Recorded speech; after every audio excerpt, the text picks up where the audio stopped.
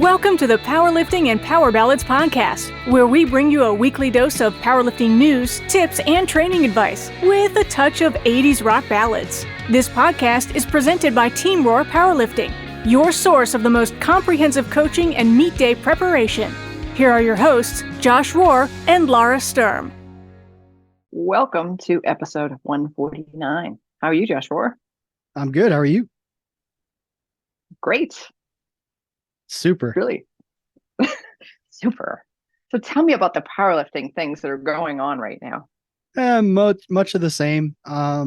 The Raw Nationals weight class and I think division change deadline is today, August 30th at 11:59 p.m. Eastern. So if you're listening to this on Wednesday, August 30th, this is your reminder.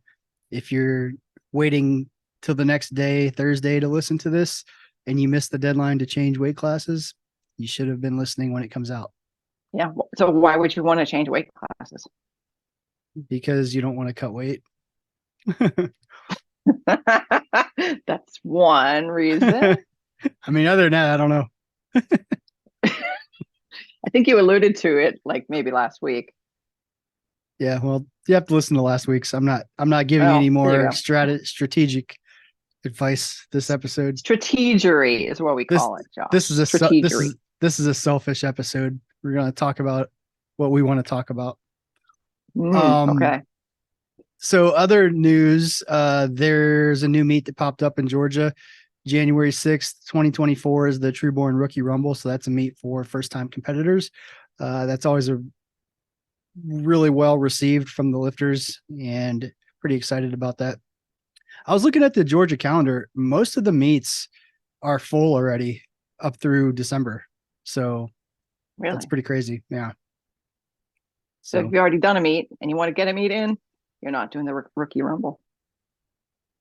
Nope. Well, yeah, that's true. Yeah.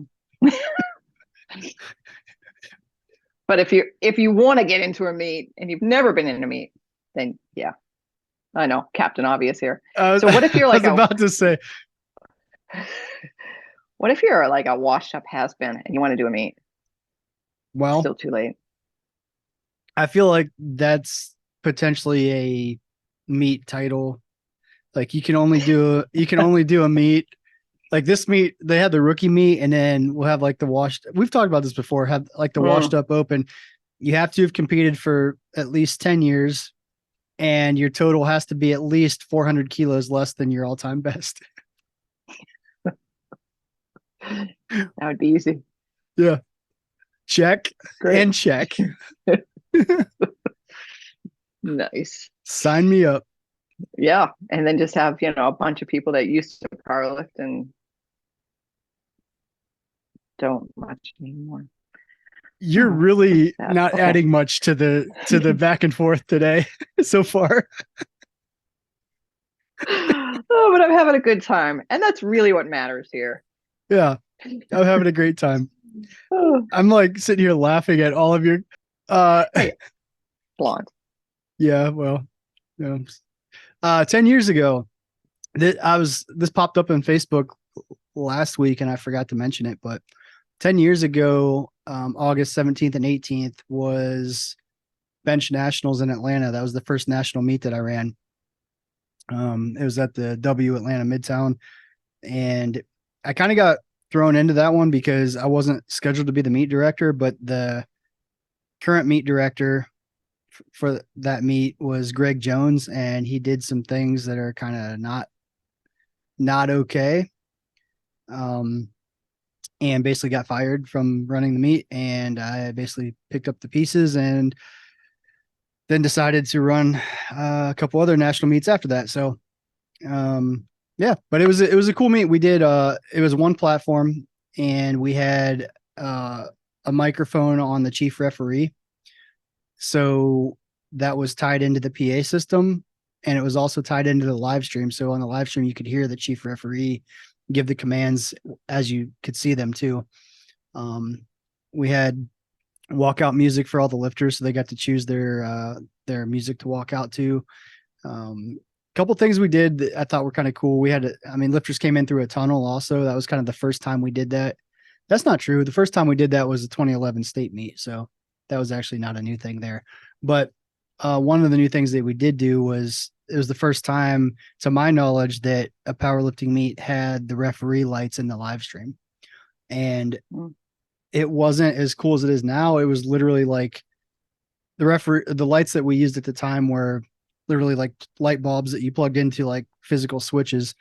And we literally just had them hanging up over the platform and then just put a webcam aimed at these actual lights as the view of the referee lights. So it was very, I guess, redneck by today's standards, but at the time it was like nobody had ever done that before. So the people at home got to see what the referee calls were. And then we also had we had Twitter integrated into the live stream and on the display in the ballroom, so people could use like hashtag bench nationals, and we had a moderator like approving posts to make sure nothing obscene got posted. But once it was approved, it would pop up in the venue and on the live stream, so people in the crowd could communicate with people at home on the live stream through Twitter, and then also say like, good luck to this lifter or whatever. And then we would also have polls on Twitter, like who do you want us to interview as soon as the session's over and things like that. And I think it's one of the first times that lifter interviews were done too on the live stream. And the part that really, so the other thing that we did, and this is the big kick myself, is Ustream was the popular streaming platform at the time. This was kind of right as YouTube was starting the YouTube live stuff. And we recorded everything on Ustream. And for a long time it was there. You could search for it. But then I guess Ustream like went out of business or something, and it's all gone. And it never even occurred to me to like download it, because like YouTube, like you just assume it's going to be there forever.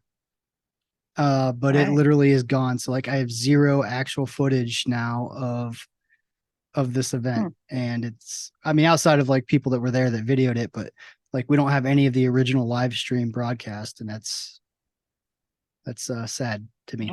Yeah. Wow. So the whole you put it out on the internet and it's there forever. Yeah. Didn't work. I've no. And I've searched, and like I've like in fact the website Ustream, I think it was ustream.tv, doesn't even exist. It redirects you to like microsoft.com or something now. So it's like gone. Oh yeah.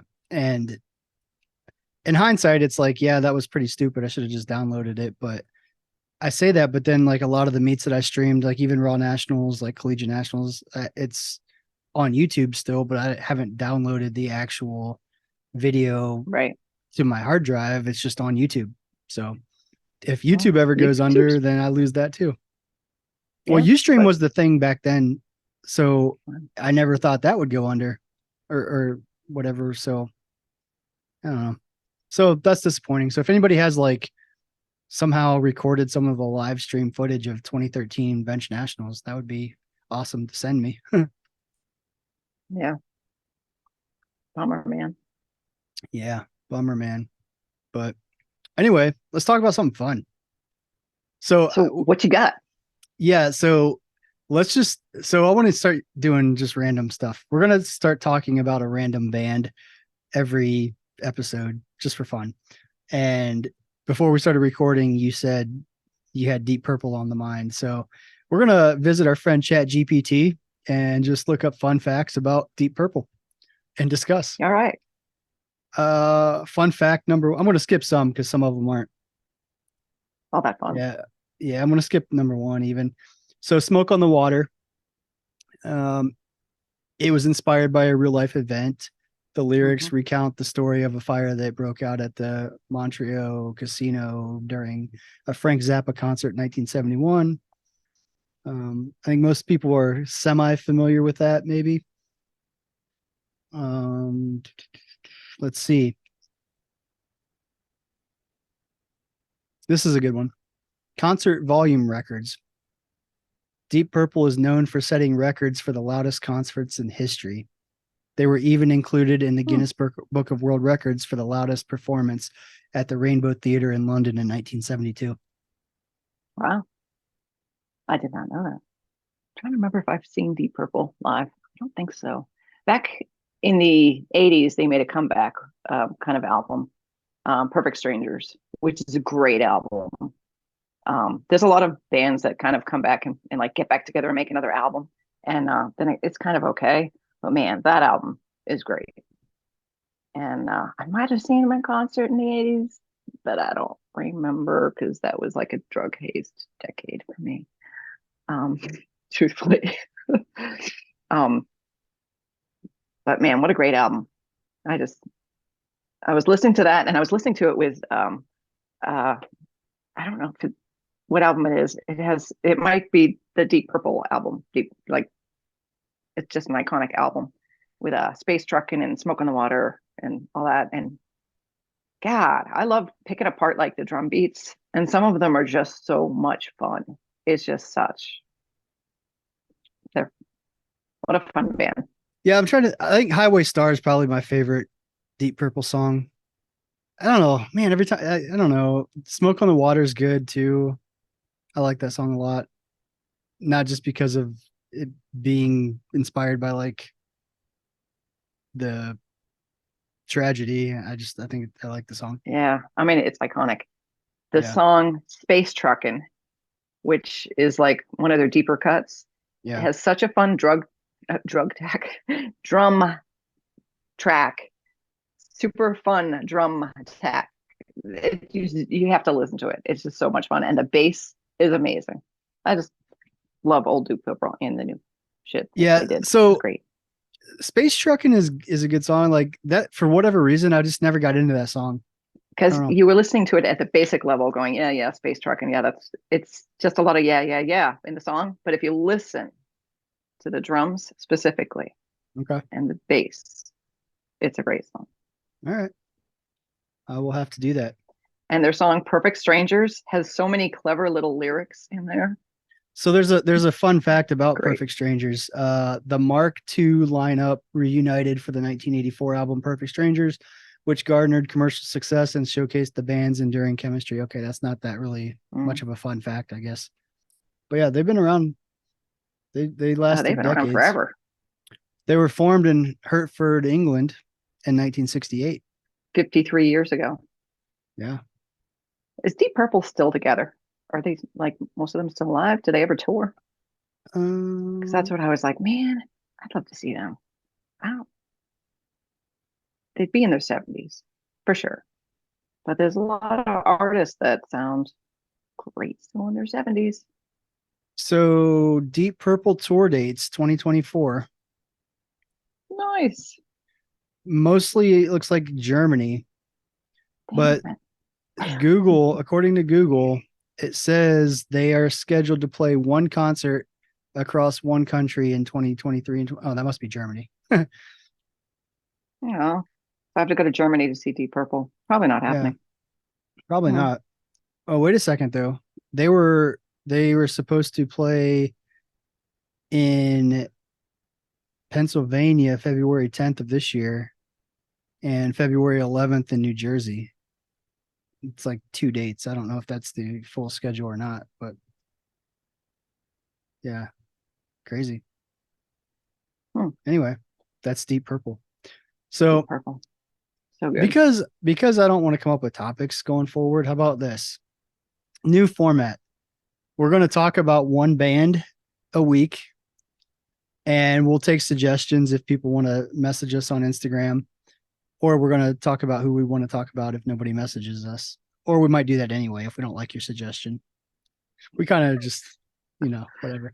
And let's start doing the Q&A thing more, because we had some good questions come in a couple weeks ago when we did that.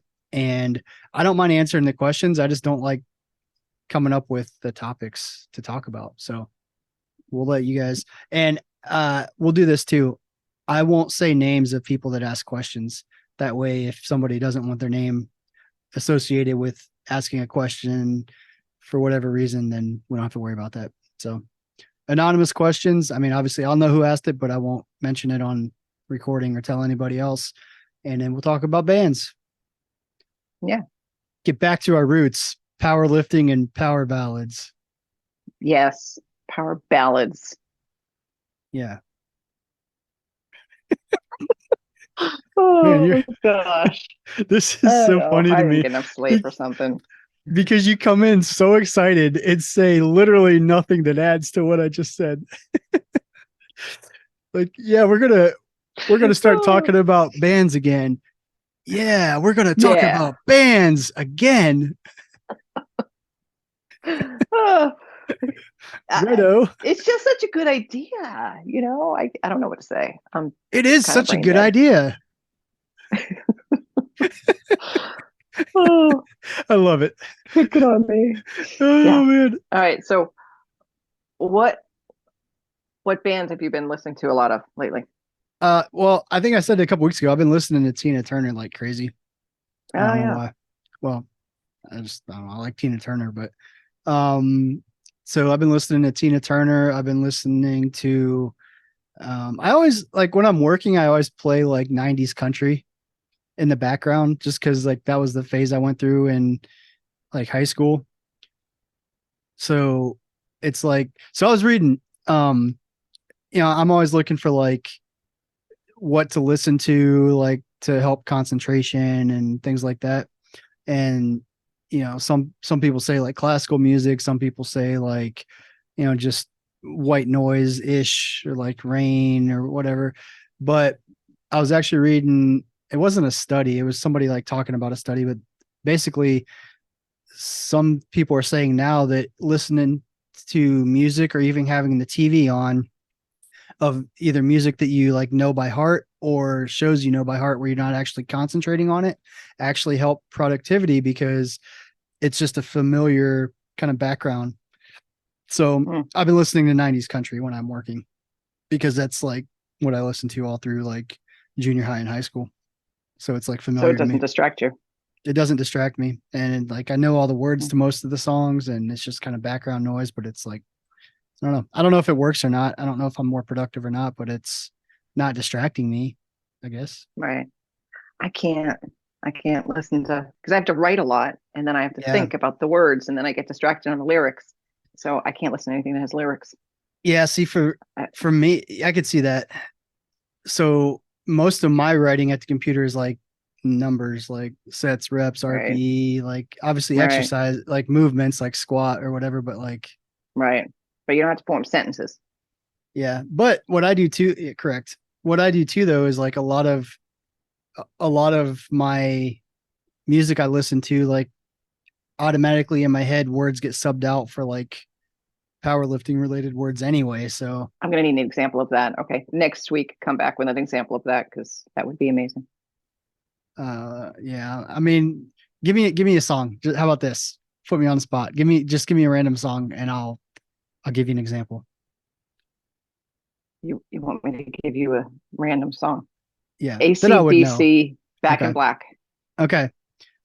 So when I hear Back in Black, I think sit back in the squat. So like I know it's Back in Black, but I'm hearing sit back, sit on back, blah blah blah. Okay. Like I'm All not right. even So you joking. Like can, that's the first thing that pops into my head. So like if I were to hear that song, I mean I would hear Back in Black, obviously, but like in my head I'd be hearing squat. So like if I were to accidentally type what I'm hearing, I'd probably end up accidentally typing squat. There's some wires crossed in here. it's good. Yeah, clearly.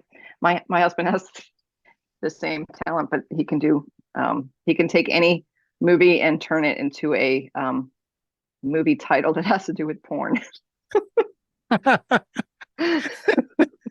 That's a little different than what we're talking about here. It is. It's not quite as useful. Except Well, it's hilarious. is it not as useful or could it potentially be very useful?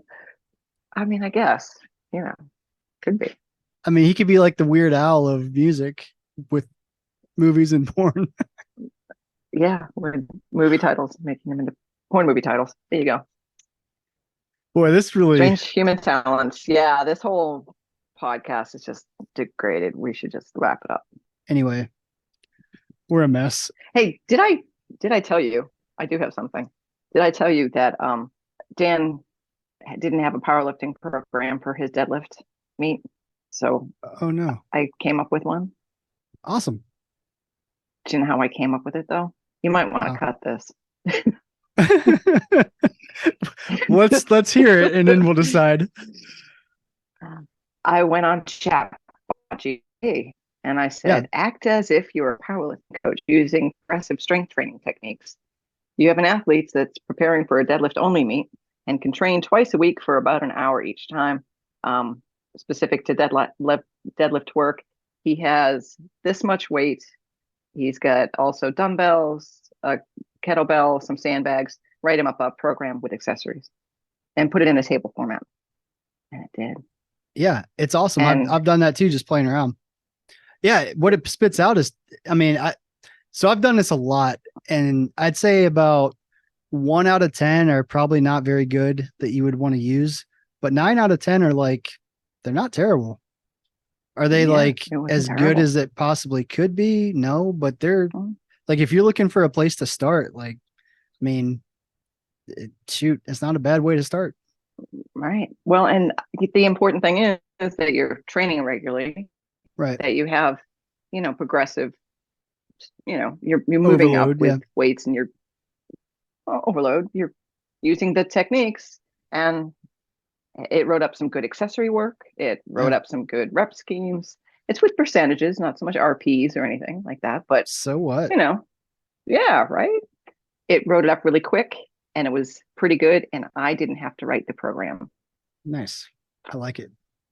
So, like, even for coaches, I don't think that would be a bad way to go. Like, obviously, not just copy and paste it, but like to get kind of an outline. Right.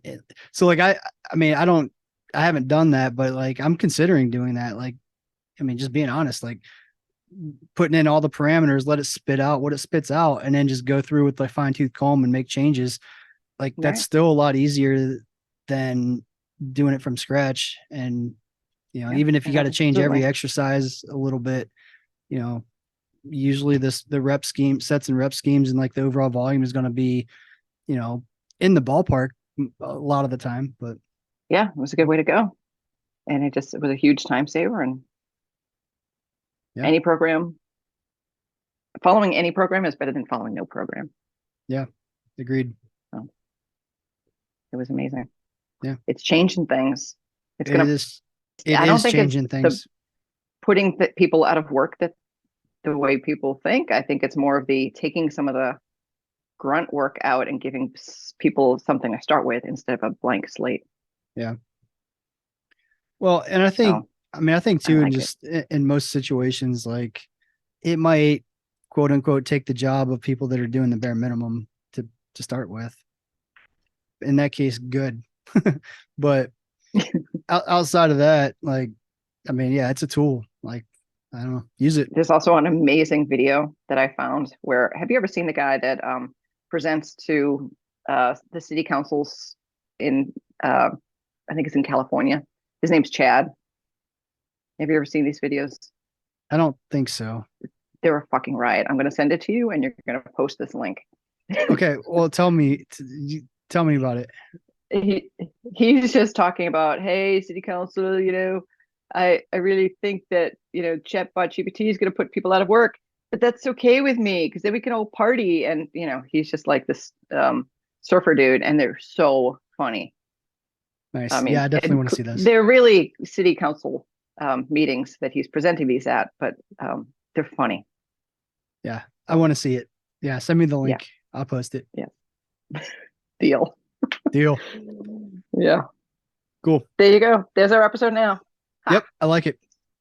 So everybody's homework is send us bands you want us to talk about and powerlifting topics you want us to discuss in detail, or any questions you have. Tell us what to talk about. We're trying to do minimal work here. Maybe we could put the agenda in ChatGPT and be like, hey, write us a minimal agenda. Actually, we could do that. That's a good idea. Yeah. We're trying to do the minimal amount of work here, and it shows. We're being efficient. Yes, that's what it is. We're being efficient. That's what I meant. We're going to be on episode 104 fucking 50. So, you We know, are. So either we just didn't get the hint and kept going anyway, or maybe we have something here. I don't know. or we just didn't get them. Yeah. Anyway, All right, let's get out of here. listeners, both of you, I hope you enjoyed the show. And talk to you next week, Josh Rohr. All right, later. Bye now. Thank you so much for listening. If you enjoyed today's episode of the Powerlifting and Power Ballads podcast, please remember to subscribe and share it with your friends.